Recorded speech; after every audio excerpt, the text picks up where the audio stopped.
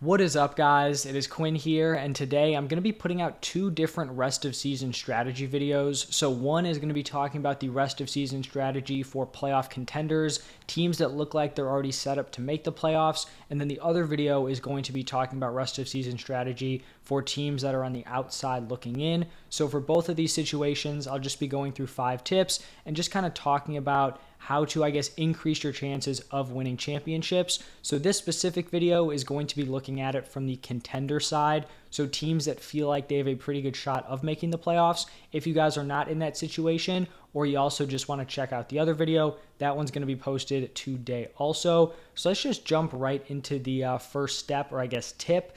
And this is going to be an unbiased team evaluation. So you may be sitting here with a top record, but that doesn't necessarily mean you have one of the best teams in the league.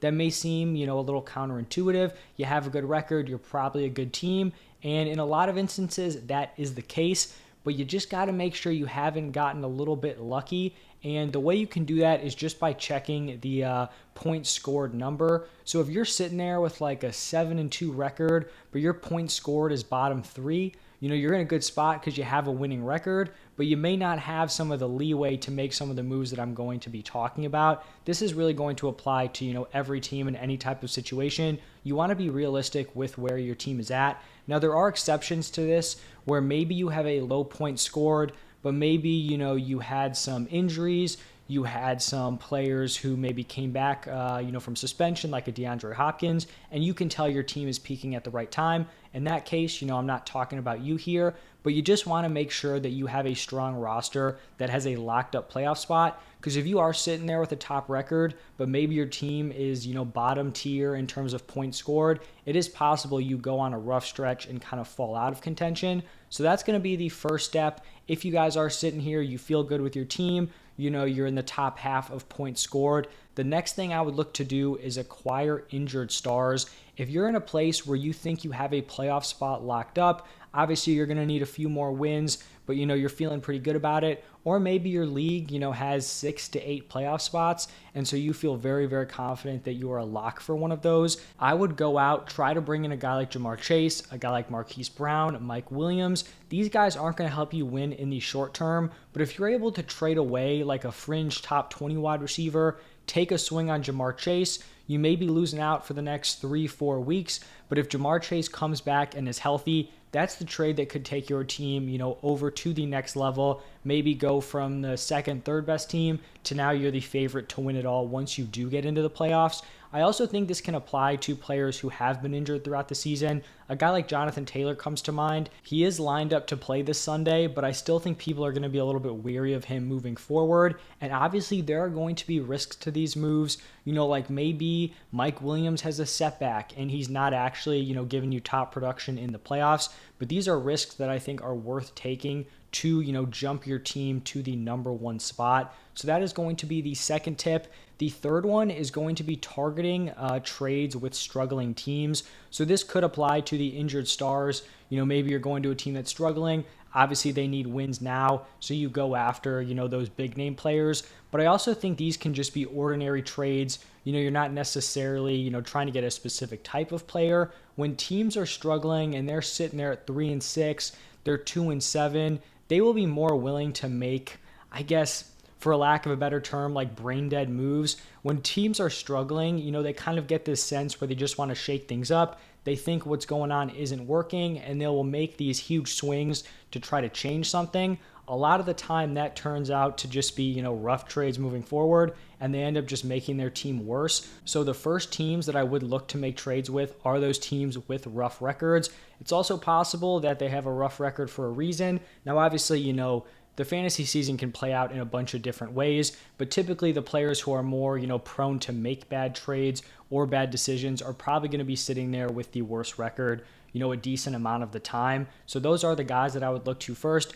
Obviously, don't be obnoxious and try to just totally fleece these league members. If it's like a casual league, a family league, don't go over to your grandma's team and, try to take the best player off her team. But I think you guys know what I'm getting at there.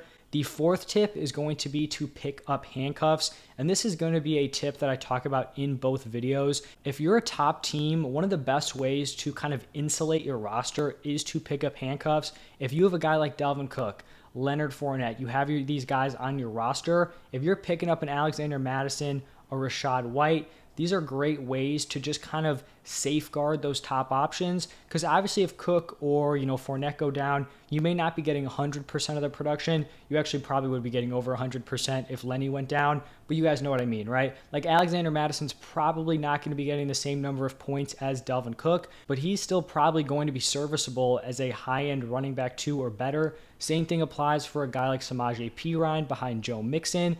These players can step in and still be starters from your team. So even if you take a hit with injury, you still have, a solid backup plan if those guys do go down.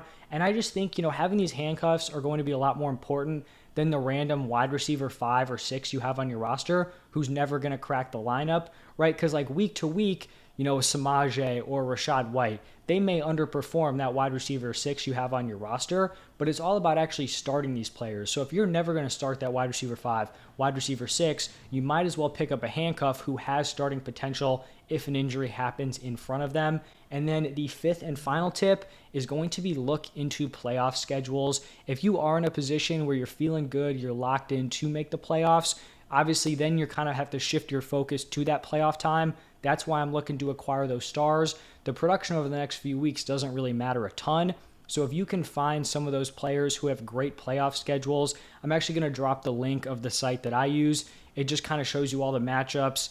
And then the differences in the standard deviation, some sort of mathematical calculation, but it kind of just shows you what teams have the better matchups, and you can just look week by week. So I'll drop that link down in the description if you guys want to check that out. Not a sponsor or anything, just the link that I use to get that information. But you want to be targeting players who have those top playoff schedules, and you can honestly make pretty fair trades with this, especially if you are trading with someone who is not locked into the playoffs. You could be, maneuvering between two different players who have basically equal value. One has a great schedule of the next few weeks. One has a great playoff schedule. A team may need to win now, and you're in a position where you can kind of punt the next few weeks and win in the playoffs. So you can pull off some decently fair trades where both sides are winning, if we are looking at rest of season schedules. So those are going to be the 5 tips if you are a contending roster. Have an unbiased team evaluation, acquire injured stars, target struggling teams, pick up handcuffs, and then fifth and final, look into the playoff schedules.